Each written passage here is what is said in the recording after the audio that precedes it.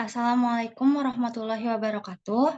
Selamat siang kepada Ibu Devi sebagai dosen pengampu mata kuliah Landasan Pendidikan Sekolah Dasar yang saya hormati dan teman-teman yang saya banggakan. Pertama-tama, marilah kita panjatkan puji dan syukur kepada Tuhan Yang Maha Esa. Semoga kita semua dalam keadaan sehat walafiat. Sebelumnya, izinkan saya memperkenalkan diri. Saya Rahayu Rizky Utami, berperan sebagai moderator untuk kali ini. Dan di sini ada rekan-rekan saya yang akan menyampaikan materi pada pertemuan kali ini. Yang pertama ada Nandang, Fladila, Nashwa, Sylvia, dan Efrina. Pada kesempatan kali ini, kelompok 3 akan menyampaikan materi tentang landasan sosiologis dan antropologis pendidikan. Selanjutnya, kita akan masuk ke sesi pemaparan materi yang akan disampaikan oleh Nandang. Kepada Nandang dipersilahkan.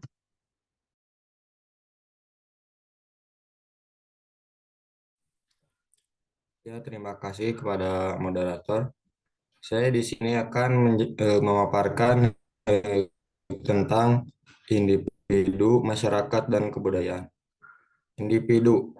Individu adalah manusia perseorangan yang memiliki karakteristik bersifat unik dan bebas mengambil keputusan atau pilihan dan tanggung jawab sendiri atau otonom.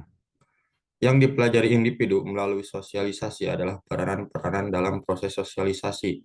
Individu harus mengetahui peranan yang harus dijalankan orang lain. Adapun masyarakat, setiap kelompok manusia yang telah hidup bersama dan telah menganggap diri mereka sebagai satu kesatuan sosial dan batas-batas yang dirumuskan dengan jelas. Didefinisikan oleh Ralph Linton, sejalan dengan definisi Ralph Linton, Solo Sumarjan mendefinisikan masyarakat sebagai orang-orang yang hidup bersama yang menghasilkan kebudayaan. Ada 4 unsur di dalam masyarakat. Yang pertama, manusia, individu-individu yang hidup bersamaan. Yang kedua, melakukan interaksi. Yang ketiga, mereka mempunyai kesadaran sebagai satu kesatuan. Yang keempat, mereka merupakan suatu sistem hidup bersama yang menghasilkan kebudayaan sehingga setiap individu di dalamnya rasa terikat satu dengan yang lainnya. Next.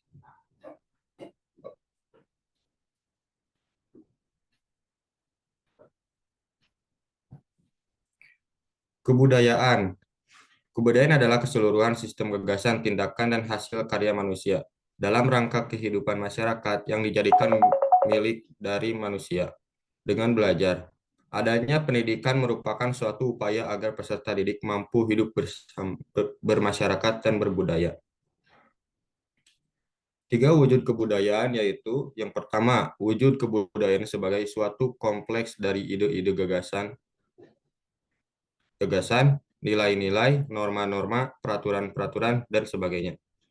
Yang kedua, wujud kebudayaan sebagai suatu kompleks aktivitas kelakuan berpola dari manusia dalam masyarakat. Yang ketiga, wujud kebudayaan sebagai benda-benda hasil karya manusia. Struktur sosial, status, dan peranan. Di dalam masyarakat terdapat struktur sosial. Bloom mendefinisikannya sebagai pola perilaku berulang-ulang yang menciptakan hubungan antar individu dan antar kelompok dalam masyarakat.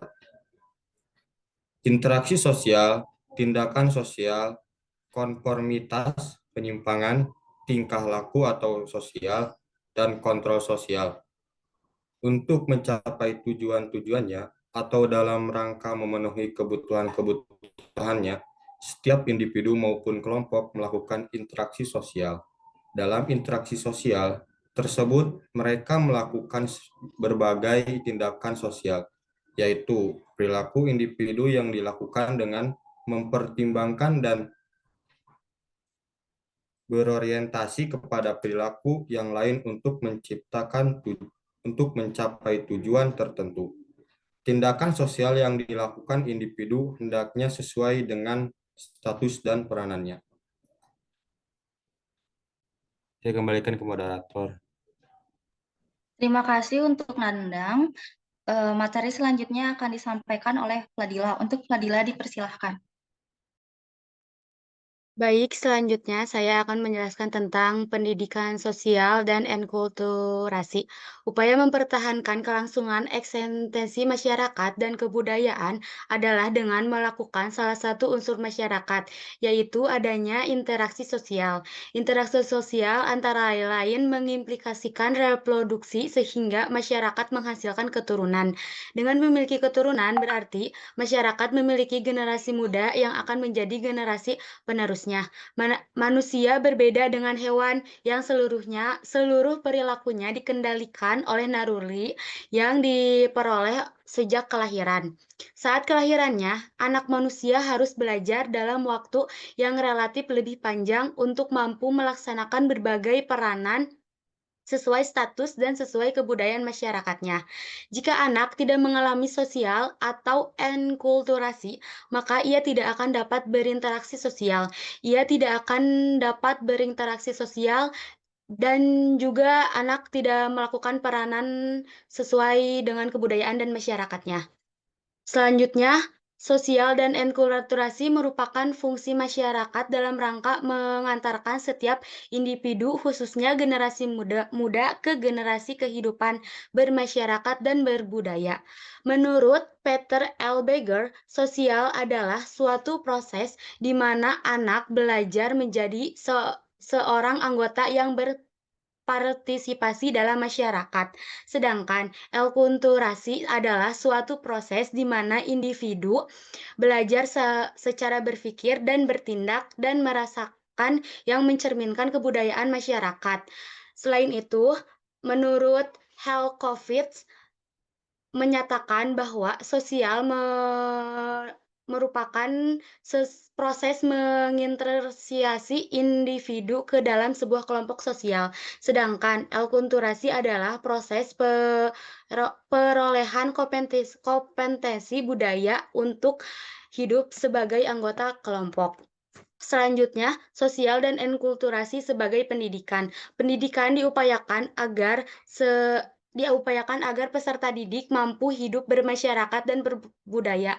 Kenapa sih sosialisasi dan enkulturasi itu termasuk ke dalam pendidikan? Karena di dalam proses sosialisasi yang dimana manusia bersosial, hakikatnya terjadi juga proses enkulturasi yang dimana manusia berbudaya, dan sebaliknya bahwa dalam proses enkulturasi juga terjadi proses sosialisasi. Nah, maka dalam konteks ini, pendidikan hakikatnya meliputi sosialisasi dan enkulturasi. Baik, selanjutnya saya lanjutkan kepada moderator.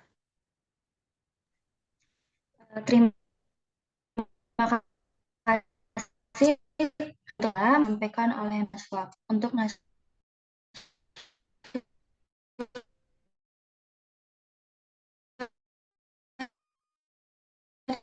Baik, jadi di sini aku mau menjelaskan tentang pendidikan sebagai pranata sosial. Jadi yang pertama itu, apa sih arti pranata sosial? Pranata sosial adalah wadah yang memungkinkan masyarakat untuk berinteraksi menurut pola perilaku yang sesuai dengan norma yang berlaku. Jadi dapat disimpulkan bahwa pranata sosial adalah sistem sosial yang mengatur norma segala tindakan manusia dalam memenuhi kebutuhan pokoknya dalam hidup bermasyarakat. Mengapa sih pranata sosial ini penting dalam kehidupan sehari-hari? Pranata sosial disebut juga sebagai lembaga sosial, yang artinya adalah suatu sistem tata kelakuan dan hubungan yang berpusat pada aktivitas untuk memenuhi kebutuhan. Pranata sosial berfungsi sebagai pedoman berperilaku dalam memenuhi kebutuhan, menjaga kebutuhan masyarakat, media sosial. Terus di sini ada pengertian dari pendidikan. Pada dasarnya, pendidikan adalah proses pengubahan sikap dan tata laku seseorang atau kelompok orang dalam usaha untuk mendewasakan manusia melalui upaya pengajaran atau pelatihan. Di Indonesia, pendidikan termasuk sebagai pranata sosial, di mana pranata pendidikan disebut memang sangat diperlukan dalam lingkungan pendidikan sekolah. Hal tersebut dikarenakan adanya keanekaragaman dan latar belakang sosial pada peserta didik. Terus yang terakhir itu ada pendidikan sebagai pranata sosial. Pendidikan sebagai pranata sosial sudah tentu tidak lepas pula dari ketergantungan saling silang. Mengamati dunia pendidikan tentu tidak cukup hanya dengan melihat masalah internal pendidikan, namun perlu pula melihat beberapa komponen lainnya, misalnya sosial, budaya, ekonomi, politik, sejarah, dan filsafat. Jadi, pendidikan dan pranata sosial adalah sesuatu yang berkalian satu sama lain. Beberapa kebutuhan manusia, seperti kebutuhan pendidikan, akan diperoleh lebih struktur dengan adanya lembaga sosial atau pranata sosial ini. Jadi, pranata sosial akan ada jika ada kebutuhan individu yang digabungkan dengan tujuan untuk memenuhi kebutuhannya. Pranata sosial melibatkan bukan saja pola aktivitas yang lahir dari segi sosial untuk memenuhi kebutuhan manusia, tetapi juga pola organisasi untuk melaksanakannya. Baik, sekian dari saya. Selanjutnya akan dilanjutkan ke para moderator. Terima kasih untuk Najwa. Materi selanjutnya akan disampaikan oleh Sylvia. Untuk Sylvia dipersilahkan. Baik, terima kasih kepada moderator. Di sini saya akan menjelaskan pendidikan informal, formal, dan formal. Pendidikan informal itu pendidikan yang berlangsung atau terselenggara secara wajar atau secara ilmiahnya di dalam lingkungan hidup sehari-hari. Jadi pendidikan informal itu berasal dari keluarga atau lingkungan atau masyarakat pada kegiatan belajar individu yang dilaksanakan dengan sikap yang bertanggung jawab. Pendidikan informal juga merupakan pendidikan yang diperoleh seseorang melalui pengalaman sehari-hari, secara sadar maupun tidak sadar. Di sini ada pendidikan informal dalam keluarga. Keluarga adalah pranata sosial paling awal dalam bermasyarakat. Proses terjadinya sejak anak dilahirkan hingga akhir hidupnya. Orang tua menjadi tokoh yang paling penting dalam memberikan teladan dan pembelajaran yang memiliki contoh hidup yang dapat oleh anak-anaknya, yang dapat dicontoh oleh anak-anaknya. Namun selain orang tua, bahwa kakek, nenek, paman, bibi atau siapapun yang tinggal di serumah dengan anak juga akan turut mempengaruhi atau mendidik anak. Fungsinya itu dalam keluarga itu apa sih? Fungsinya sebagai peletakan dasar pendidikan anak dan sebagai persiapan ke arah kehidupan anak dalam bermasyarakat. Nah, informal itu kan biasanya dimulai di mana saja pendidikannya. Nah, walaupun bisa dimulai di mana saja, pendidikan informal itu hanya bisa disebut pendidikan jika dilakukan secara sadar atau teratur, tetapi tidak seketat peraturan pendidikan yang ada di dalam di dalam formal. Informal itu memiliki pengaruh yang paling kuat dalam pendidikannya, karena pendidikan ini juga bisa dimulai di mana saja dan bisa berlangsung sampai usia akhir dalam individu. Nah, dalam lingkungan informal diharapkan untuk mengaplikasikan ilmunya yang telah dipelajari di dalam pendidikan formal ataupun non-formal. Contohnya seperti cara bersosialisasi, bermusyawarah, menentukan sikap, dan semacamnya. Sehingga anggota masyarakat juga selalu menjadi media utama dalam pendidikan informal. Nah, jadi kesempatan nih bagi orang-orang yang tidak bisa memiliki akses pendidikan formal, sehingga bisa digunakan oleh negara ataupun masyarakat untuk menarik peserta didik dan untuk mempelajari sesuatu yang harus selama ilmu yang dipelajari berhubungan dengan apa yang dibutuhkan oleh masyarakat pada saat itu juga.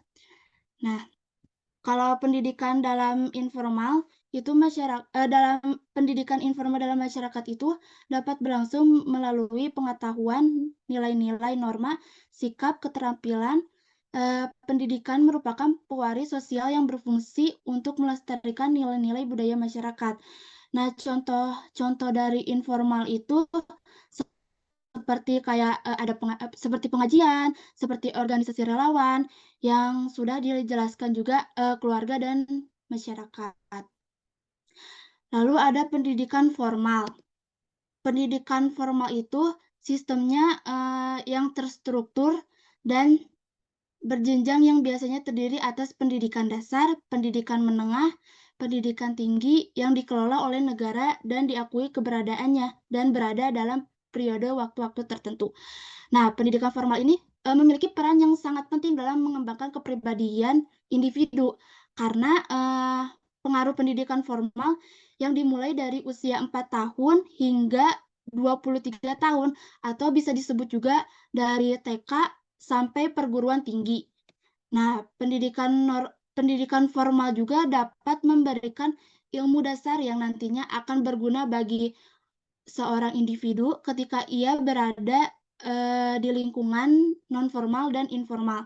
Karena dari masa paling muda, seseorang akan diajari ilmu-ilmu teori atau praktek yang sebelumnya belum pernah nih mereka miliki gitu, seperti menulis, komunikasi, keagamaan, pengetahuan pribadi, sosial, dan pengetahuan yang berasal dari luar budaya. Nah, pendidikan formal juga terbuktikan lebih efektif dalam mengarahkan peserta didiknya ke masa depan yang lebih cerah. Karena sudah banyak nih penelitian yang menunjukkan bahwa peserta didik yang sukses dalam mengikuti pendidikan formal meraih posisi tinggi di dalam perusahaan atau instansi. Nah, ada harapan hidup yang lebih tinggi, penghasilan yang lebih tinggi, lebih sejahtera, dan terhindar dari segala hal yang berbau negatif, seperti tawuran, judi, seks bebas, dan aksi kriminalitas. Namun sayang nih, pendidikan formal juga memiliki kekurangannya, seperti terlalu fokus pada kecerdasan otak, karena pendidikan formal merupakan penerapan kurikulum yang hanya bisa dimengerti oleh 10-20% peserta didik, dan pemberlakuan sistem ranking gitu. Nah, hal ini juga tentu bisa berdampak banget bagi peserta didik, bisa berdampak buruk banget nih untuk peserta didik. Karena peserta didik yang gagal meraih 10 peringkat terbesar akan mencap dirinya sebagai orang yang bodoh gitu. Dan ini tuh sangat menghancurkan rasa percaya dirinya yang berakibat mudahnya terjerumus ke kekerasan, kemiskinan, hingga putus sekolah pun terjadi gitu. Sekian dari saya kembalikan kepada moderator. Terima kasih untuk Sylvia. Selanjutnya, materi terakhir akan disampaikan oleh Efrina. Untuk Efrina, dipersilahkan. Baik, di sini saya akan menjelaskan pendidikan non-formal. Definisi, pendidikan non-formal adalah jalur pendidikan di jalur pendidikan formal yang dapat dilaksanakan secara struktur dan berjenjang. Pasal 1 ayat 12 UU RI No 20 tahun 2003. Di sini ada fungsinya. Pendidikan non-formal berfungsi mengembangkan potensi peserta didik dengan menekankan pada penguasaan pengetahuan dan keterampilan fungsional, serta mengembangkan sikap dan kepribadian profesional dalam hubungannya dan pendidikan formal dalam hubungannya dengan pendidikan formal. Pendidikan non-formal diselenggarakan bagi warga masyarakat yang memerlukan layanan pendidikan yang berfungsi sebagai pengganti, penambah, dan atau pelengkap pendidikan formal dalam rangka mendukung pendidikan sepanjang hayat. Di sini juga ada lingkup.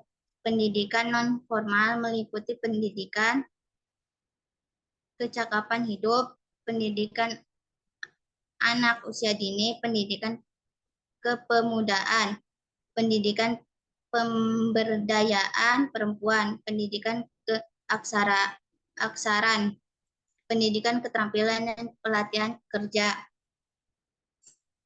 pendidikan kesetaraan, serta pendidikan lain dan ditunjukkan untuk mengembangkan kemampuan peserta didik. Di sini juga ada kesatuan pendidikan. Kesatuan pendidikan non-formal berdiri atas lembaga kursus pelatihan kelompok belajar Kesatuan pendidikan non-formal berdiri atas lembaga kursus pelatihan kelompok kerja, pusat kegiatan belajar masyarakat, dan Majem. serta satuan pendidik yang sejenis. Hasil pendidikan non-formal dapat dihargai setara dengan hasil program pendidikan formal setelah melalui proses penilaian, menyetaraan oleh lembaga yang ditunjukkan oleh pemerintah atau pemerintah daerah dengan mengacu pada standar nasional pendidikan. Contohnya hasil BC ajaran A dapat disetarakan dengan hasil belajar di SD. Terima kasih. Saya kembalikan ke moderator. Terima kasih kepada Evrina. Terima kasih juga kepada pemateri yang telah menyampaikan materinya. Saya akan akhiri presentasi hari ini, tetapi sebelum ditutup, izinkan saya untuk sedikit menyimpulkan tentang materi landasan sosiologis dan antropologis pendidikan. Landasan sosiologis mengandung norma dasar pendidikan yang bersumber dari norma kehidupan masyarakat yang dianut oleh suatu bangsa. Untuk memahami kehidupan bermasyarakat suatu bangsa, kita harus memusatkan perhatian pada pola hubungan antar pribadi dan antar kelompok dalam masyarakat tersebut. Pendidikan penting adanya proses sosial. Proses sosial dimulai dari interaksi sosial itu selalu terjadi interaksi sosial. Interaksi dan proses sosial didasari oleh faktor-faktor sosial, yaitu seperti imitasi, sugesti, identifikasi, dan simpati. Aliran-aliran dalam sosiologis pendidikan yaitu aliran empirisme, aliran nativisme, aliran naturalisme, dan urgensi. Antropial yang mempelajari tentang budaya masyarakat suatu etnis tertentu. Demikian presentasi yang telah disampaikan oleh kelompok 3. Mohon maaf bila ada kesalahan dan kekurangan. Terima kasih kepada teman-teman semua yang sudah memperhatikan. Saya Rahayu, pamit undur diri. Wassalamualaikum warahmatullahi wabarakatuh. Waalaikumsalam warahmatullahi wabarakatuh.